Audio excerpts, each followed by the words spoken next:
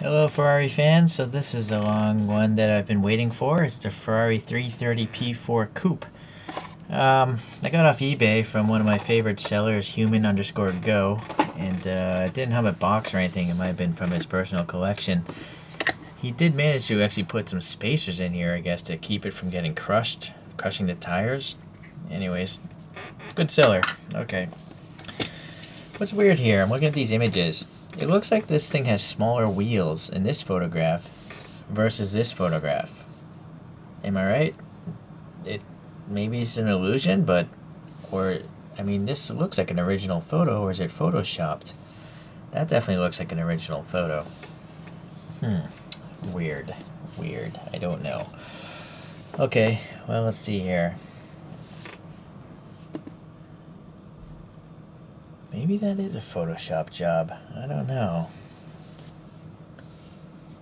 Anyways, there aren't too many photos of the coupes because none of them exist anymore, to my understanding. I think they were all converted into open roadsters, so this is the image I pulled up. It might be wrong, so I apologize, but it does look kind of like that image, though. I think this is definitely a real photograph, though. That doesn't look Photoshopped to me. It's just too many details with the light reflections and stuff that makes sense. Alright, so let's see here. Now, yeah, the wheel sizes seem okay or not. I don't know. It's weird. This rear wheel is a lot. I don't know if it's illusion, but I don't know if that's the same size wheel as the front. You know, this thick sidewall. This is thinner, so it's hard to say without busting out some calipers. I couldn't find any rear image of the number 24 car at all. Alright. So only 4 of these race cars were actually made in the real world. They were powered by 4-liter V12 engines making around 450 horsepower. They were getting up to around 200 miles per hour back in 1966, where this thing, they had 3 of them take first, second, and third place at Le Mans. So it's like a whole Ford versus Ferrari battle going on. In 1966, they won it. The top 3 podium positions in this car. All right, so let's see. The number 24 car came in 3rd place in the 1967 race. So I guess they raced these for a couple of years. All right, well, that's really all I know. So let's take a look at this casting now. First thing I noticed, there's some bumps here. I don't know why. Maybe the roof opens up? That's weird. I don't see them on the photographs either, so why would those bumps be there? The printing here, they're all tampo prints. So they're very nice. They're not going to flake off like decals would. The Ferrari badge looks pretty appropriate in its size. It doesn't look too huge. You got the this bubble canopy here, and there's a molded in wiper blade there painted black. The side windows have molded in trim and they're painted silver, and it's got a molded in sliding window but no paint. The rear has some black around it. There's some recesses here. I assume this should be black, but can't have everything. And it would have been nice to have some black paint in these vents here. I don't know how old this model is because Kyosho doesn't write the copyright. It's unfortunate. It doesn't tell us what year this Ferrari is or when this model was made. What is nice is it's screwed together, so it's, I guess, one of the more modern Kyoshos then, because the older ones were just press fit together. So this is nice because you can fix any problems easier or do a wheel swap, although I don't know why you would want to on this one. The treads do look period correct. Maybe they're not real treads like on the real race car, but they look like treads from the 60s. Okay. You can see little exhaust tips here. And seems to be 4 exhaust tips, 2 stacked up. Alright. This seems to be a plastic insert. It's got a fine texture to it. Maybe the radiator's back there. Clear plastic taillights, and then these are just bumps in the casting. The yellow stripe actually runs all the way down here. Some black here. Looks alright. I don't know what this means, Prova MO36. Please leave a comment if you know.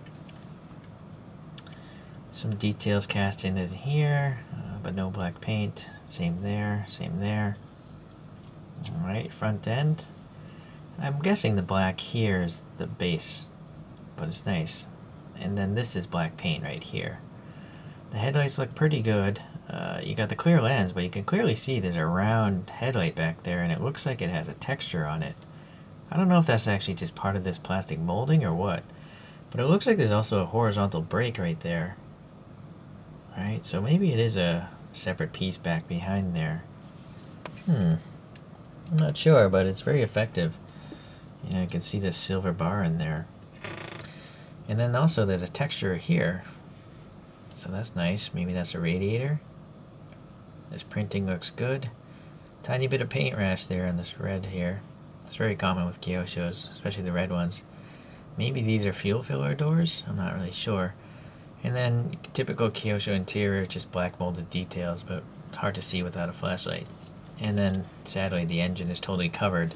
I'm not sure if that's accurate to the real race car or not, but I would imagine it is. Alright, it does roll. So I'm just looking at the wheel gap here, and yeah, I guess this wheel gap does look accurate. And then the rear tire is clearly sunken into the fender, and Kyosho did get that. A lot of other brands, they don't actually sink the tires under the fenders. So Kyosho's good like that. And also, you can see the curvature of this tire. You know, you can see that it's quite like a balloon, which is what tires looked like in the 60s. So it's quite good. This wing here is, you know, sculpted into the casting. It's pretty nicely done. I'm wondering if these should be black here. I wonder if there's like a screen there. No, maybe not. Looking at the real photo. Okay, well this is a nice one. I lucked out. There's no major paint problems.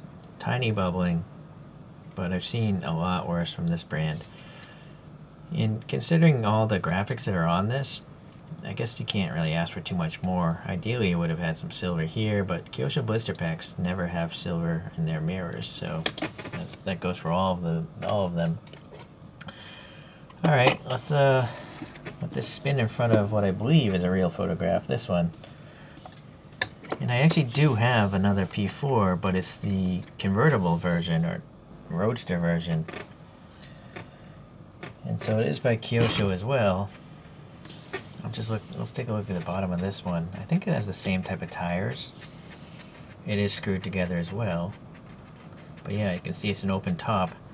But this is interesting. This is totally different from the other one.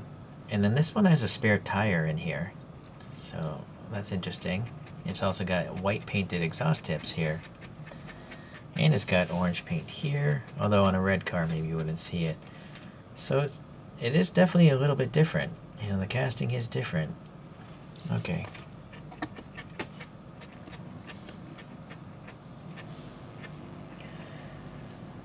Alright, well, I'm very happy I got both of these. Now the next goal is to get a GT40 from Kyosho, but they're quite expensive. And I really kind of feel that someone's going to come out with a better GT40 than Hot Wheels, right? It just is such an iconic part of racing history and American car history. I would probably say that's probably the greatest American race car of all time, right? Can you guys name a better race car made by an American brand? I'd like to know your opinions on that, but when I think about the greatest American-made race car, it's the GT40, the first ones. So, okay, well, I guess I'll see you guys the next time around. Hopefully, it'll be comparing this to a Kyosho GT40, but only time will tell. Thank you.